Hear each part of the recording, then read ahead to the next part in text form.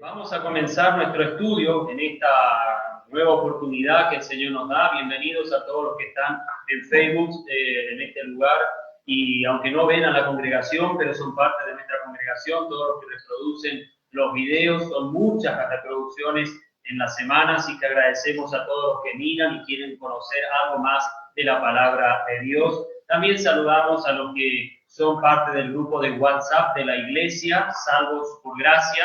Si hay alguien más que se quiere agregar, solo tiene que pasarnos su número y de esa manera nosotros después ya le hacemos el agregado al grupo para estudiar la palabra durante la semana, escuchar lindas canciones y devocionales que se comparten.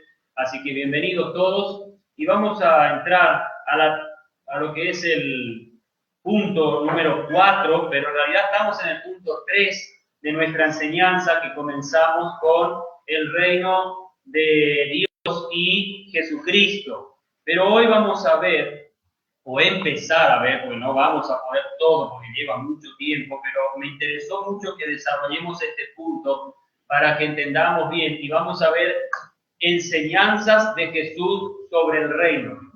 Esto lo vamos a ver principalmente en el Evangelio de Mateo. Ahí vamos a mirar varias enseñanzas específicas que el Señor hizo sobre el reino de los cielos y Él, el principal protagonista dentro de ese reino, como vimos hasta el estudio anterior. Creo que hoy ya vamos llevando el quinto estudio y vamos a entrar a esto porque el tema del reino de Dios y Jesucristo lo hicimos en dos etapas. No podíamos terminar porque entramos desde su nacimiento hasta lo que será su venida en gloria para instaurar el reino milenial. El reino milenial vamos a hablar con más detalle más adelante, pero tenemos varios estudios todavía para hacer. Vamos a tratar de avanzar lo más rápido que podamos, pero mi idea no es correr con esto, porque sé que es un tema que no se trata mucho, no se conoce mucho, y estoy casi seguro que muchos que leen la Biblia, que son lectores, que verdaderamente cada día están leyendo la Biblia, muchas de las cosas que vamos a hablar hoy,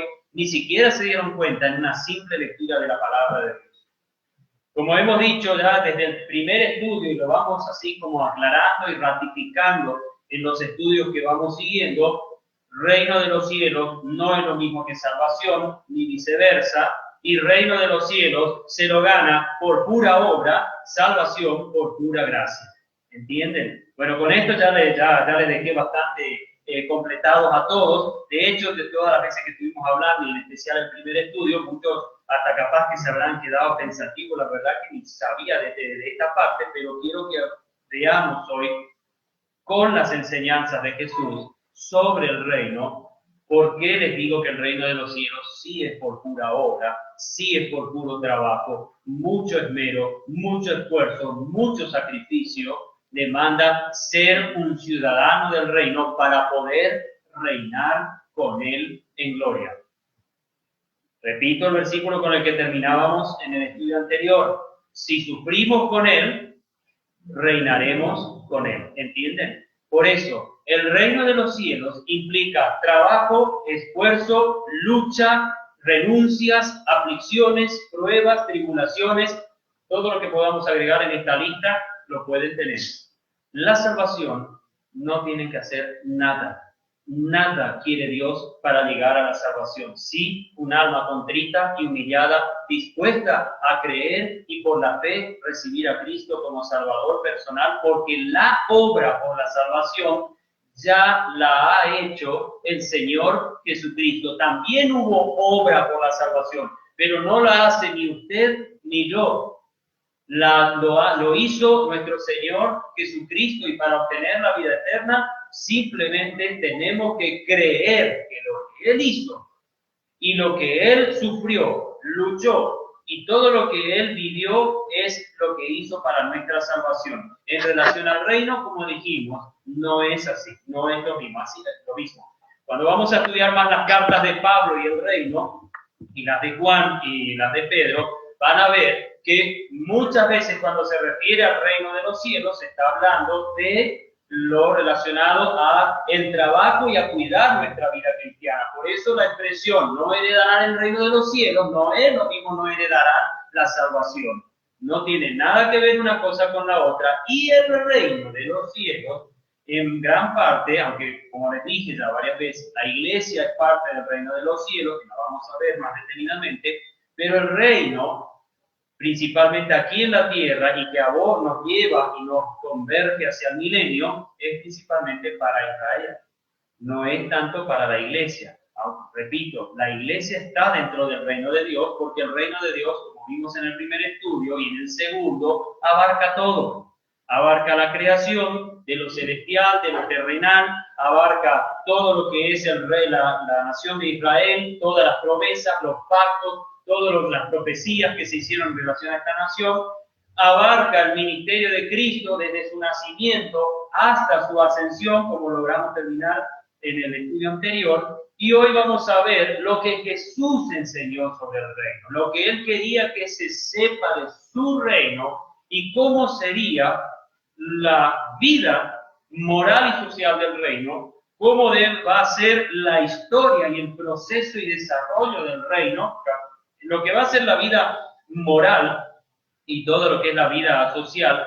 Primero vida espiritual, que vamos a ver en Mateo 5, ahí ya pueden abrir porque enseguida vamos a ir ahí.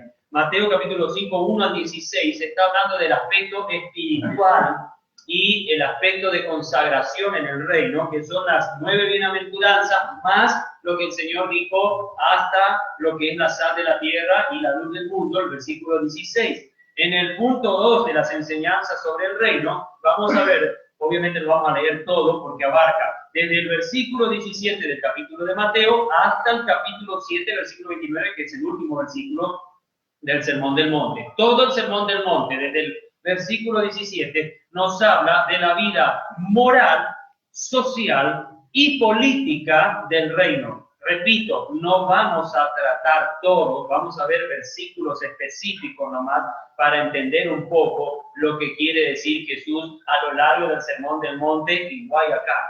Porque muchos han usado el Sermón del Monte como un tipo de vida cristiana, que no digo que está mal, pero cuidado con decir, no vivo así, no soy salvo. Y cuidado con el final del Sermón del Monte, capítulo 7, cuando dice, por sus frutos lo conoceréis.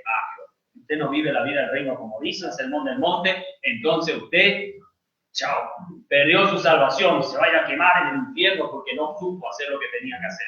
No dice eso, y ese pasaje no está hablando de la salvación ni del fruto de la vida cristiana, sino está hablando de los falsos maestros que dirán, Señor, Señor, hemos hecho esto y esto, y Él le dirá, nunca os conocí. Nunca saquen un pasaje o un versículo fuera de su contexto, porque eso simplemente es pretexto. ¿Entienden? Cuidado con usar versículos que no tienen nada que ver con una cosa y la otra, y entonces así le estamos asustando a muchos hermanos y hermanas en la fe que con su sencillez se acercan a escuchar la palabra de Dios, y los pastores en su ensañamiento de tenerlos dominados a todos y asustados, le tiran estos versículos y le dice, hermano, Dios, si sus frutos no son buenos, será desechado, será cortado. Dice el pasaje algo de eso, pero no es lo que quiere decir. Acuérdense que la vida, escúchenme bien, para todos los que pretenden vivir el Sermón del Monte como la vida más pura, la vida más entregada, le voy a decir algo, es imposible vivir la vida del Sermón del Monte. Es imposible llegar al 100% en un cuerpo de pecado. Y le voy a decir algo, ¿saben quién le dice eso? Pablo, capítulo 7 a los Romanos. Él mismo le dijo a sus destinatarios en la carta, el hacer el bien está en mí, pero no el hacerlo. ¿Entienden la diferencia? Hay un deseo de querer vivir el Sermón del Monte. Por supuesto, como creyentes, lo queremos hacer, pero que usted lo va a vivir el 100%. La verdad, hermanos, no sé si logramos llegar al 20%. Porque la vida del Sermón del Monte es tan, pero tan tajante, tan fuerte y muy superior a la ley incluso, porque dice, oíste que fue dicho, dice el Señor Jesús muchas veces, oíste que fue dicho, pero yo digo, y ese pero yo digo, se superpone un mandamiento o una actitud o un comportamiento muy superior a lo que era ya la ley. Y si la ley no podemos cumplir, hermanos, ¿Vamos a cumplir el sermón del monte? Ojo, hermanos. Cuidado. Ahora, no diga usted, mire, escuché al pastor Héctor que dijo que el sermón del monte es imposible vivirlo, entonces yo, ¿sabe qué? Bueno, esto que el Señor Jesús dijo que no había que hacer, bueno, yo lo hago porque igual no puedo vivir. Yo soy un débil, soy vivo en un cuerpo de muerte, en un cuerpo miserable, como dice Pablo, entonces no lo voy a hacer. Hermano, escúcheme, usted tiene que esforzarse, yo me tengo que esforzar también por lograr vivir, por lograr luchar por ese sermón del monte. No lo voy a hacer perfectamente, con todas mis debilidades, con todas mis imperfecciones, pero debo saber que todo lo que está en el sermón del monte es bueno para mi vida cristiana. Es bueno y correcto. ¿Saben cuándo se va a vivir el sermón del monte? En su esplendor, en el milenio. Por parte de los salvos, de los que han sido alcanzados por la redención de Cristo Jesús. Ahí se vivirá. ¿Por qué? Porque seremos absorbidos de la muerte, cuerpo nuestro, para poder vivir en la casa hecha por Dios en los cielos. Pero vamos a mirar rápidamente Mateo capítulo 5. Vamos a ver un poco algunos asuntos en lo espiritual que también, si piensan que podemos vivirlo plenamente, no lo vamos a poder hacer en nuestro poder. Pero Jesús quería que entendamos que su reino demanda una vida espiritual no solo seria, sino también una vida espiritual muy completa, muy llena de lo suyo. En la vida espiritual y servicio en el reino a fin de atraer más personas a Él. Esto es lo que vemos en la sección del 1, capítulo 5 de Mateo, 1 al 16. Y viendo las multitudes, subió al monte, y sentándose se acercaron a él sus discípulos, y abriendo su boca les enseñaba, diciendo, de aquí en adelante, desde el versículo 3 en adelante, comienza el sermón del monte hasta el versículo 28 de Mateo 7, porque el 29 solo Mateo dice, y les enseñaba como quien tenía autoridad. Pero hasta el 28 son palabras de Jesús, que si usted tiene esas Biblias que tienen letra en rojo, todo el sermón del monte está en rojo. Todo está escrito en letra roja, casi siempre, porque todo lo que va a ir hablando de aquí a más, lo hace el Señor Jesús. Bienaventurados los pobres en espíritu, porque de ellos es el reino de los cielos. Bienaventurados los que entran, los que están, tristes, porque ellos serán consolados. Bienaventurados los mansos, porque ellos heredarán la tierra. Bienaventurados los que tienen hambre y sed de justicia, porque ellos serán saciados. Bienaventurados los misericordiosos, porque ellos alcanzarán misericordia. Bienaventurados los de limpio corazón, porque ellos verán a Dios. Bienaventurados los pacificadores, porque ellos serán llamados hijos de Dios. Bienaventurados los perseguidos por causa de la justicia, porque de ellos, es el reino de los cielos. Bienaventurados sois cuando os vituperen y persigan y digan contra vosotros toda clase de mal por mi causa, mintiendo.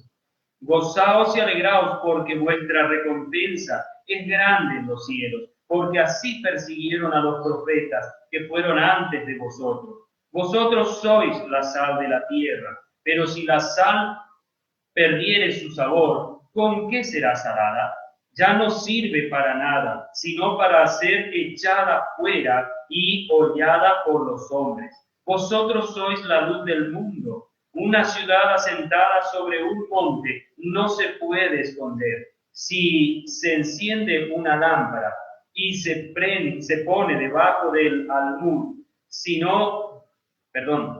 ni se enciende, una lámpara y se pone debajo del almud, sino sobre el candelabro, y alumbra a todos los que están en la casa. Así alumbre vuestra luz delante de los hombres, para que vean vuestras buenas, fíjense cómo te va terminando, buenas obras, y glorifiquen a vuestro Padre que está en los cielos. Son bastantes versículos, pero lo que quiero es solo resumir algunas cosas importantes en relación a esto de la vida espiritual. Primero, ¿cómo entro al reino de los cielos? ¿Cómo llego al reino de los cielos? Primera bienaventuranza dice, bienaventurados los pobres ¿en qué? No dice ni materialmente, ni intelectualmente, sino dice los pobres en espíritu. Usted puede ser pobre materialmente, puede ser pobre, digamos, en forma intelectual, que no tiene muchas capacidades, no ha estudiado mucho, pero puede ser que sea muy rico en espíritu. En un espíritu del mundo, en un espíritu rebelde, en un espíritu soberbio, orgulloso, arrogante, y no quiere. Ustedes saben que hay mucha gente que es pobre en el sentido material, intelectual, pero es muy resistente al Evangelio. No es pobre en espíritu. Pobre en espíritu es ser capaz de reconocer que nosotros no podemos, somos inferiores a Dios, somos inferiores al Creador y somos capaces de reconocerle en nuestra vida. Dice el Señor Jesús, bienaventurados los pobres en espíritu, porque de ellos es el reino de los cielos. Y se acuerdan que el Señor Jesús dice que cualquiera que no se hace como este niño, no alcanzará el reino de los cielos. Pablo le dijo a los corintios, sed niños en la malicia, pero maduros en el modo de pensar. ¿Entendemos? Para entrar a este reino, para lograr ser parte del reino, tiene que haber una actitud primaria, desde llegar a la salvación y seguir en esa salvación. Debo saber que para heredar el reino de los cielos, o para saber que el reino de los cielos será mío, tengo que llegar a lo que es la pobreza de espíritu. Ya no vivo yo, sino vive Cristo en mí. ¿Entienden lo que es la pobreza de espíritu? Ser capaz de renunciar y sacarme el yo de encima y saber que el único que tiene que señorear en mi corazón, en mi vida y en mi mente es Jesucristo. Pobreza de espíritu. Eso comienza desde el momento en que quiero llegar a la salvación, porque ¿qué tengo que hacer para llegar a la salvación? No es solo creer, no es solo recibir a Cristo. ¿Qué viene primero? Antes de eso, que es parte para llegar a la salvación. Arrepentimiento. ¿Qué dicen los dos capítulos anteriores, capítulos 3 y 4? Juan empezó a predicar 3:2 de Mateo y dice arrepentidos, porque el reino de los cielos se ha acercado. Jesús comienza su predicación después del bautismo, arrepentidos, o después de la tentación, arrepentidos porque el reino de los cielos se ha acercado. Hasta para la salvación tengo que tener bajeza de espíritu. Tengo que bajar mi copete, tengo que bajar mi orgullo, tengo que reconocer que ningún tipo de obra que yo pueda hacer, sea religiosa, sea de dinero, de caridad, de filantropía, de lo que sea, no sirve. A Dios no le importa, porque Él ya hizo la redención, ya hizo la salvación, solo quiere que yo la reciba. Y tiene que haber pobreza espiritual. Tengo que ser capaz de saber que no puedo.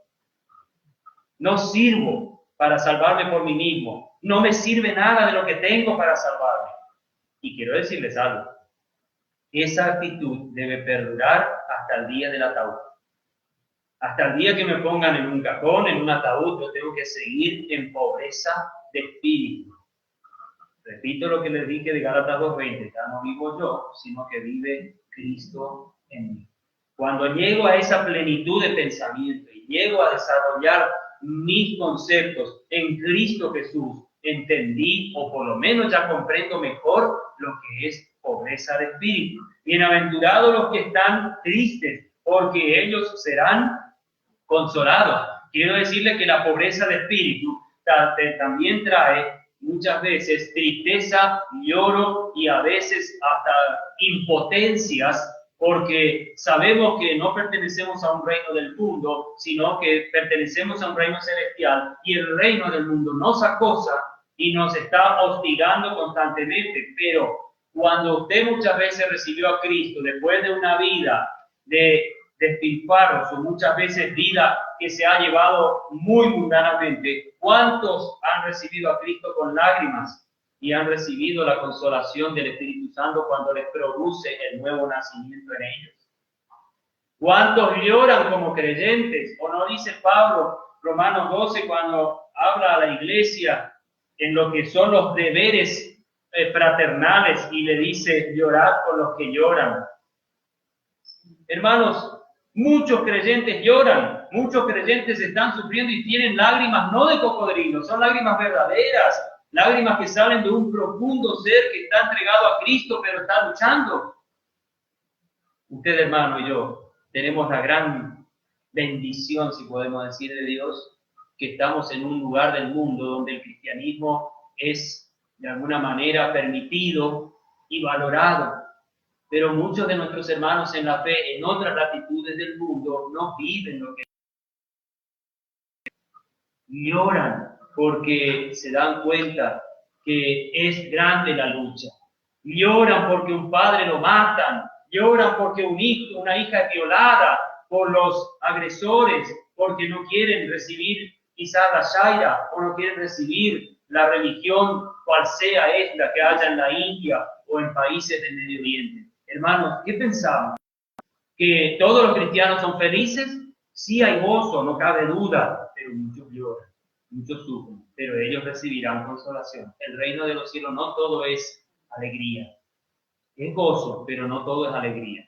A veces por ahí se lucha y se sufre, y a veces nosotros, en libertad que podemos hacer cristianismo, ¿cuántas veces no lloramos? Por nuestras incongruencias quizás, o porque la obra podría avanzar más y no avanza, o por, no sé, motivos que ustedes quieran colocar. Por pérdidas, por muchas veces que puedan pasar, lloramos. Bienaventurados, sigue diciendo Jesús, bienaventurados los mansos, porque ellos heredarán la tierra. Acá no dice los mensos, dice los mansos. Y manso es una persona que está dispuesta a someterse a pleno a su rey, a su Señor, a estar dispuesta a aceptar el reino de Dios. Dice Santiago que nosotros tenemos que acercarnos con mansedumbre a la palabra implantada en nosotros, 1:21 de Santiago. Usted cuando va a leer la Biblia tiene que saber que ella le enseña a usted y no usted a la Biblia. Ella se interpreta a sí mismo, no usted que la interpreta, porque hay muchos que son intérpretes. ¿Se acuerdan los intérpretes en el ministerio de Jesús? Venían los intérpretes de la ley y le decían, Señor, ¿cómo es esto y esto y aquello si la Escritura dice tal y cosa? ¿Y qué le decía Jesús?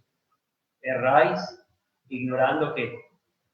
Las Escrituras, porque ellos se fiaban de su interpretación, pero no de lo que dice en realidad la Biblia. ¿Entienden? Manso es saber aceptar lo que la palabra de Dios dice y lo que Dios tiene en su voluntad para mi vida. Eso es mansedumbre, saber que Él manda y no yo. Y eso me va a dar un beneficio. El primer beneficio era el reino de los cielos. El segundo beneficio, la consolación de todas mis cargas. Y el tercer beneficio, heredar la tierra. No sé si llegamos a ser rey o vamos a tener algún grado de reinado en el reino de los cielos futuros, pero al menos heredaremos la tierra, tendremos un pedazo para vivir. No sé cuántos de ustedes acá tienen su propio pedazo de tierra para vivir. Nosotros tenemos que alquilar, pero quizás algunos tienen su casa y que sea un departamento de 3x3, pero es de ustedes. No alquilan, no pagan por eso, o sea, más que los impuestos, pero entendemos. Los que tienen hambre. El hambre es un sentimiento que usted lo tiene hasta que usted come. Cuando usted ya empieza a ingerir un alimento, bebidas, lo que sea, el hambre se va. Usted tiene que tener anhelos de justicia, tiene que tener anhelos realmente de lo que es, muchas veces las cosas puedan ser mejor, pero sepa que muchas veces usted no puede hacer algo para que haya justicia. Puede ser que sí y puede ser que no, pero la justicia que debo buscar es la que va a venir. Le voy a decir algo, ningún gobierno humano podrá dar o ser tan justo como le manda Dios y que todas las cosas se puedan solucionar. El único gobierno que va a venir de paz y justicia será solo el de nuestro Señor Jesucristo en el milenio. No va a haber otro. No busquemos en esta tierra los mejores gobiernos. De una u otra manera hay corrupción, hay inmoralidad. Hay muchas veces, puede ser que usted me pueda hablar de si no, pero en tal país, por ejemplo, tienen 0 corrupción. O tienen 2%, marca acá, 2% nomás de corrupción. O tiene 1,5%. Y uno dice, wow, pero la parte inmoral. Hace unos años Noruega era el país con menor corrupción, prácticamente 0 corrupción. pero es uno de los países que en inmoralidad se destaca.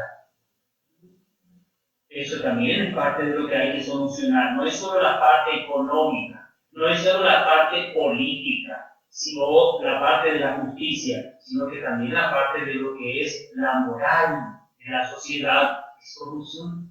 ¿Entienden? Puede ser que haya países que tienen una, digamos, no tienen corrupción en muchos aspectos, pero tienen mucha inmoralidad. Australia estaba en segundo lugar en esa época, pero Australia es un país que tiene mucha inmoralidad y por sobre todo no quiere tener temor de Dios.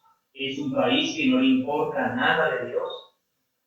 ¿Entendemos? Estoy dando ejemplos, pero muchos gobiernos pueden ser muy buenos políticamente hablando, socialmente hablando y judicialmente hablando, pero inmoralmente y en relación a Dios tienen mucha corrupción. Por eso debemos anhelar el gobierno que va a venir, no sé cuándo, pero va a llegar y será un gobierno de justicia y paz que será regido con vara de hierro. Ese gobierno debo anhelar. No debo anhelar al político a que hay que votar acá por esto, por aquello. Eso está mal, hermano. Yo estoy queriendo decir, cuidado donde está puesto el centro de su cabeza cuando viene la época de la política. No, porque este me dio esto.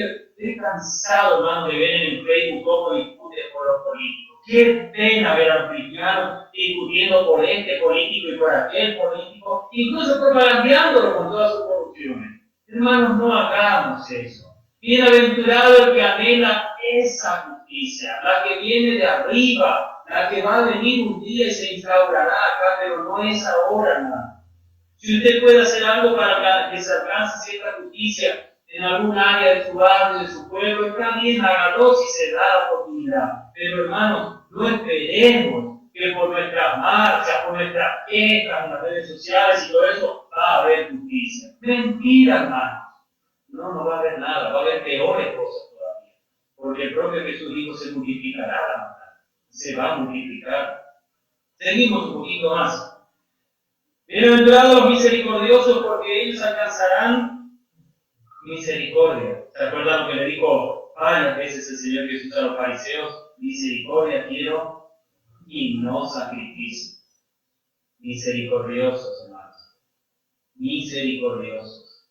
Esto implica que yo tengo que saber que muchas veces, aunque me cueste en mi humanidad ser misericordioso, yo lo tengo que ser. Es una gran bienaventuranza. Trae más réditos espirituales, más réditos mentales y emocionales ser misericordioso que apañar discordia y apañar muchas veces raíz de amargura, broncas y muchas veces hasta ciertas reticencias hacia las personas, incluso hermanos en la fe. Bienaventurados los misericordiosos, porque alcanzarán misericordia. Bienaventurados los de limpio corazón, porque ellos verán a Dios.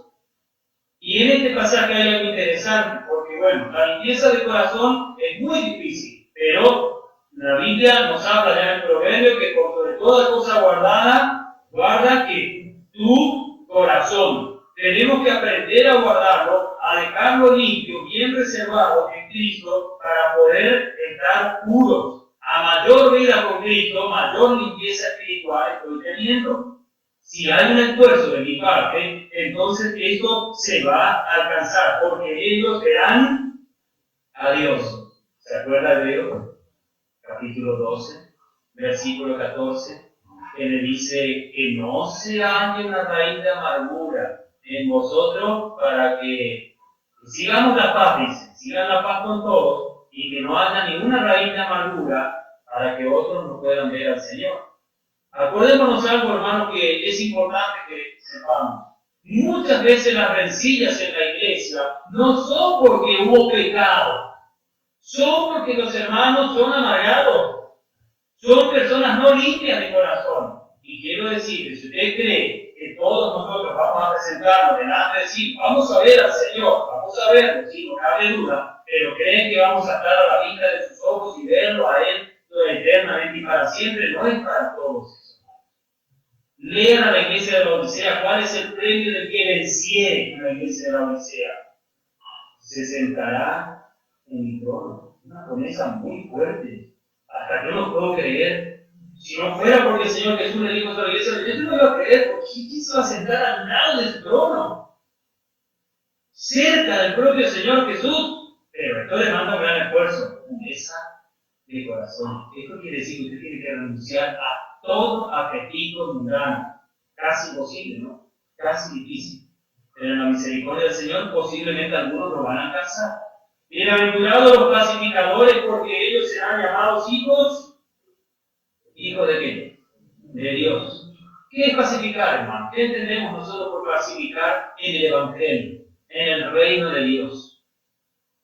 Porque algunos creen que pacificar hay que hacer medio así. Gandhi, Madre Teresa de Calcuta, y no sé, otros grandes líderes filántropos que salieron en la sociedad humana, en la historia humana, y venían y todos ellos ayudaban y colaboraban, no se peleen, había hasta incluso sacerdotes, entre todos, bastante buenos, que veían mucha violencia en la sociedad y se iban, intervenían, y esto y aquello, y se hacía. Entonces, pacificadores.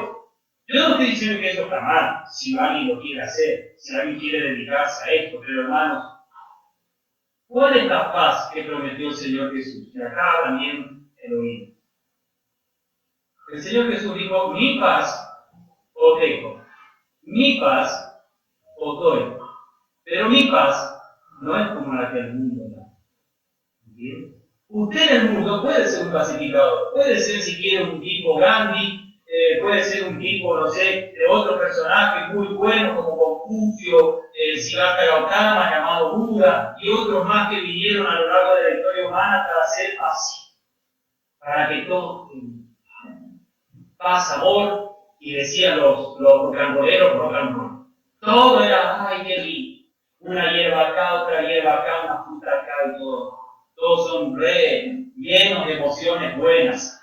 Pero hermano, esa es la paz del mundo, que se va a ir esa paz en cualquier momento cuando todo se corrompe o hay una pelea o una distorsión en nuestras relaciones. Pero la paz que sobrepasa todo entendimiento, ¿quién solo la da? Solo Jesús. Entonces, para que usted sea un pacificador, ¿qué tiene que hacer? Llevar el Evangelio, las buenas nuevas de salvación. Y sabe que cuando la persona recibe a Cristo, dice que es justificada. Justificado pues por la fe, tenemos que paz para con Dios. ¿Entienden? Paz para con Dios. Cuando usted está pacificando en el mundo y en el reino de Dios, cuando está diciendo, hermano, no se pelee, no sea negocio y síntico acá en la iglesia. Usted no sea un negocio y síntico. Porque están hermanos que se pelean también, los varones. No, hermanos. La paz con Dios, la pacificación que el mundo necesita son vidas transformadas por Jesucristo. Y nosotros tenemos el mensaje y la explicación de ese mensaje. Como dice también la profecía, bienaventurados son los pies que llevan el Evangelio de la paz. ¿Entendemos, hermanos? Cuando pacificamos, cuando llevamos el Evangelio, predicamos y ayudamos a que otros se encuentren esa paz que el mundo no le va a dar.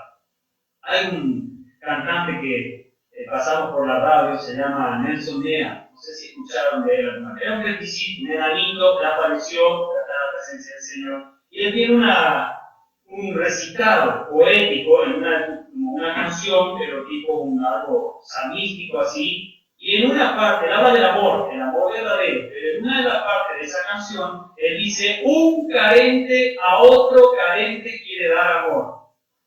Y es la verdad, hermano, cuando usted lo tiene a Cristo, ¿qué puede ofrecer?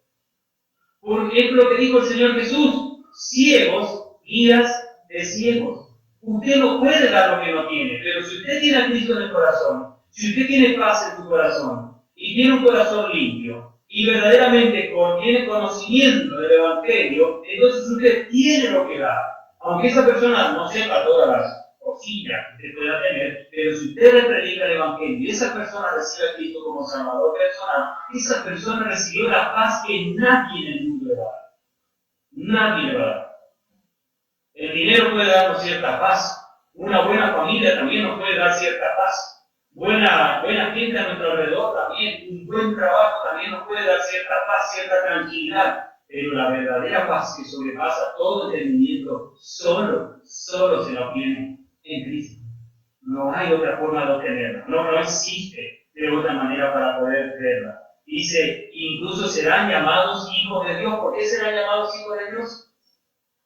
Porque recibieron la paz que el mundo no puede dar, sino la paz que Jesucristo da. Mi paz os doy. Por eso son llamados hijos de Dios, porque tienen la salvación, la paz en Cristo que viene por la justificación del alma, la declaración de inocencia. A pesar de todas mis malas obras, de mis pecados, Cristo me ha declarado por su sacrificio libre de mi condenación, libre de lo que me condenaba delante de Dios, y me ha traído paz. Por eso son llamados hijos de Dios. Bienaventurados los perseguidos por causa de la justicia, porque de ellos es el reino de los cielos. Bienaventurados sois cuando os vituperen y persigan y digan contra vosotros toda clase de mal por mi causa, mi bien.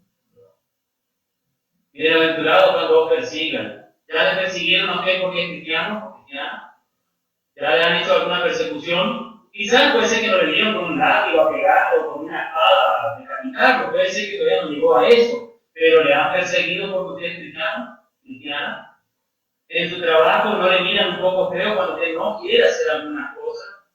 Cuando usted sabe que son cosas malas y no quiere participar. No le han perseguido a usted, no le han vituperado, dejado de lado lo que hoy llaman normalmente el bullying entre los jóvenes. No le han dejado de lado porque usted es creyente, es cristiano, cristiana.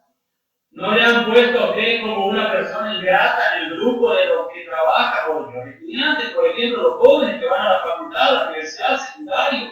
Hasta en primario está pasando eso. Que porque es creyente, no me junto con él. No le pongas a ella o a él, no le pongas en el grupo de WhatsApp. Está con eso de su iglesia ahí. Su papá también es medio pastor, que grupo. Entendemos, hermanos, los vituperios y las persecuciones sociales, escolares, facultativas, laborales. Tenemos muchas. Cuando usted, hermano y hermana, quiere ser un creyente de verdad, cuando usted verdaderamente va a consagrar su vida a cuesta de lo que venga, les voy a decir, lo va a hacer. No va a ser tolerable.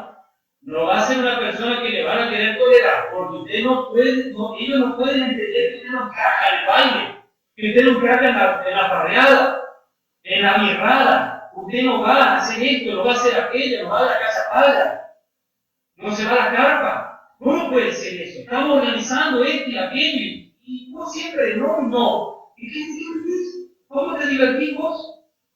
¿Entendemos, hermano? El mundo ofrece muchas ofertas temporales para la felicidad. Sin embargo, Dios, aunque te persigan, aunque nos vituperen, aunque digan cosas de nosotros mintiendo, Dios dice, gozaos. Dios te ofrece un gozo que no te puede dar el mundo. El mundo te puede dar alegría, pero no gozo. Gozo es el aspecto interno que se exterioriza con la alegría, pero muchas veces tenemos gozo, pero es cierto, no estamos alegres. Porque es cierto que el vituperio y la persecución y a veces las mentiras y la difamación, podríamos decir hoy, que hacen hacia nosotros, nos duele. ¿O no les duele a ustedes? Cuando mienten o dicen cosas a ustedes. Y a veces pueden ser ciertas, pero no les gusta, porque a veces no es que están difamando, están diciendo algo verdadero de usted, que es un creyente, que es fiel, que todo, pero no vitupera. Dicen, vos podés ser todo esto. Vos podés tener todo esto, es cierto, con vos podemos contar que sos un tipo fiel, una persona que no hay problema, todo está correcto, pero ¿sabe qué? No anda con nuestro estilo de vida. Nosotros también tenemos otra cosa. Entonces, ¿sabe qué? Dejando. No te acerques mucho porque tenemos miedo. Eso es lo que le va a pasar al que verdaderamente va a purificar su corazón, va a ser humilde de espíritu. Va a ser una persona que prefiere derramar lágrimas, pero no unirse al grupo de los más. ¿Entienden? Va a preferir ser un pacificador llevando el evangelio, a pesar de que sea rechazado y vituperado, pero va a persistir en eso. ¿Entienden?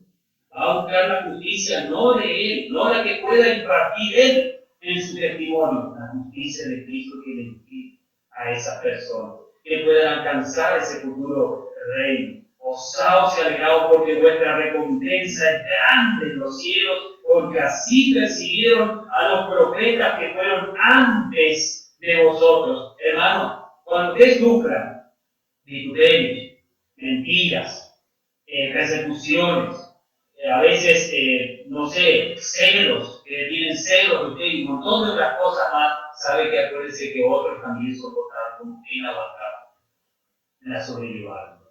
No se levante, hermano, a decir, no, pero yo no quiero que me molesten y que se vayan de acá.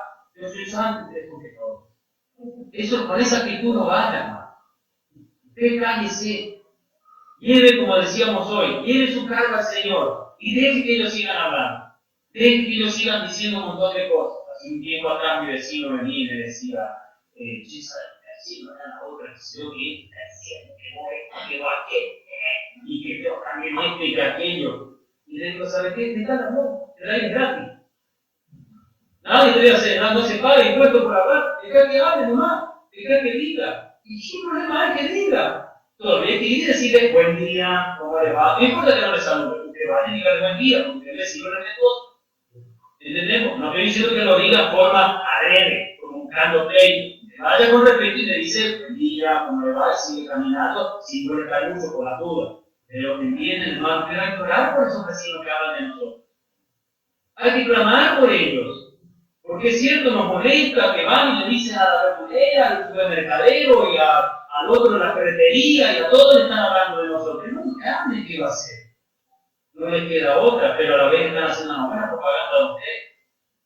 Así que deje nomás. De alguna manera, quiera o no, usted está siendo de alguna manera visto por todos, no como una persona que anda en las barras, como una persona que anda en inmoralidad, que anda en una costumbre de aquí a allá, que está con su trabajo y que hace esto, sino que es una persona que si se necesita algo de fidelidad, ahora se va a aplicar la que necesita.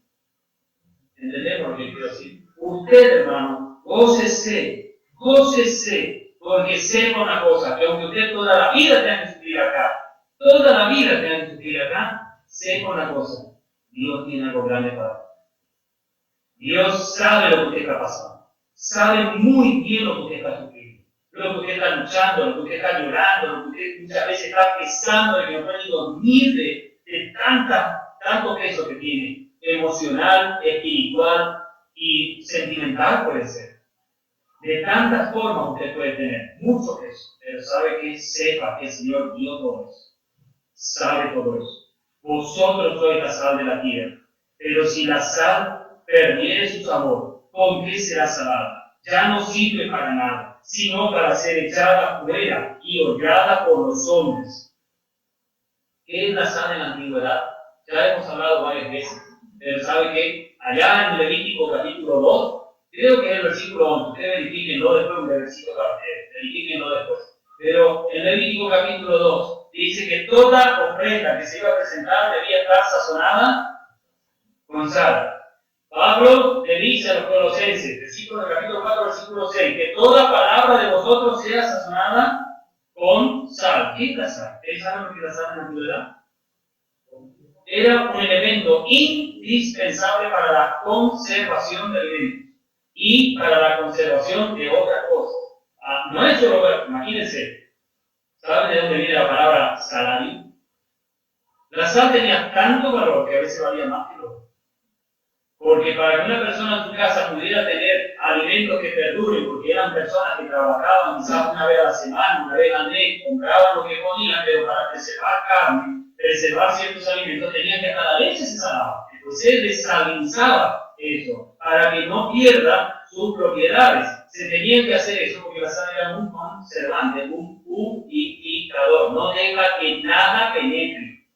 Los pescados que se sacaban del mar para que perduren y puedan ser llevados al mercado, poder venderse en Medio Oriente, se tenían que pasar por sal. Se nos llenaba de sal adentro de un tacho y quedaban y ahí se lo llevaba al mercado. Ahora que pescan y dejan así más todo el pescado. Que comen no sabe si está comiendo algo rico o le viene una salmonela.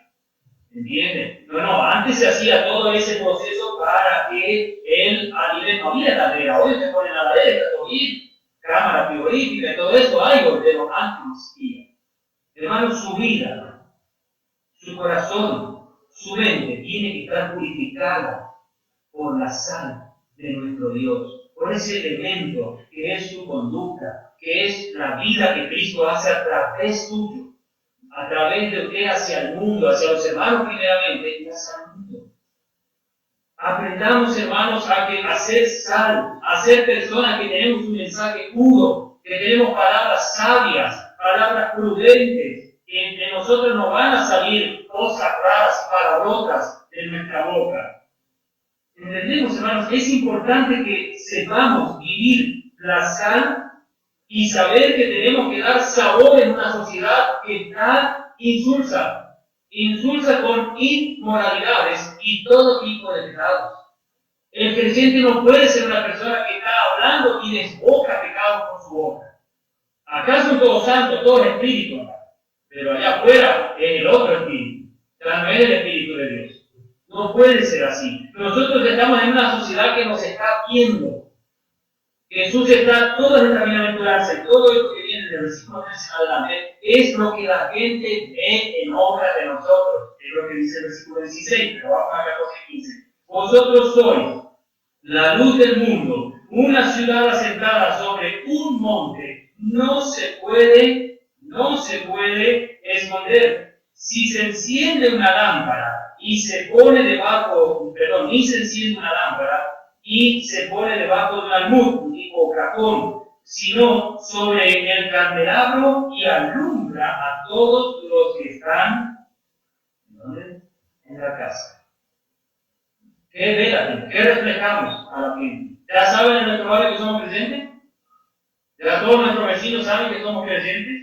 Es tal el testimonio, la forma de hablar, porque veíamos en el versículo 13, es tal la conducta que llevamos, las obras que hacemos. Ya hemos entregado algo a nuestros vecinos para que conozcan el Evangelio, para que nos dejan hablar, fuimos insistentes y le llevamos algo, una Biblia, un folleto, un calendario, lo que sea. Ya conocen que somos creyentes todos nuestros vecinos. Ya nos vieron con la Biblia bajo el brazo salir para ir a la iglesia. No estoy diciendo que ustedes lleven una Biblia bajo el brazo todos los días así para mostrar que soy creyente y soy de Cristo. ¿Se acuerdan la canción de antes que cuando éramos chicos nos hacían cantar eso? No, hermanos. Pero la gente tiene que conocer. No puede ser que estemos escondidos en nuestras casas, que estemos tratando de esconder el Evangelio de nuestro vecino que está frente y a veces lo vemos sufriendo. A veces nos está contando, ¿sabes que mi papá está enfermo del hospital? Y está visitando. Ya le fuiste a ver si le puede predicar, o sea que se va a morir y se fue sin Cristo. Hermanos, es importante. Hace poco contaba esto, creo que el viernes, hablando de oración. No sabemos, pero un vecino nuestro se murió, conocido, hablábamos varias veces, conversamos. Vi que su casa se alquilaba, ahora entendí por qué se alquilaba, ya sé que el hombre murió. Entonces ahí va una alquiler a la casa. Gracias a Dios se le pudo hablar, gracias a Dios se le pudo dar literatura y se le pudo acercar el Evangelio. Pero si morir, no sabemos cuándo van a morir los que viven alrededor de nosotros. Sé que hay mucha maldad, sé que hay mucho desprecio por el Evangelio, pero hermanos, que vean con buen interés.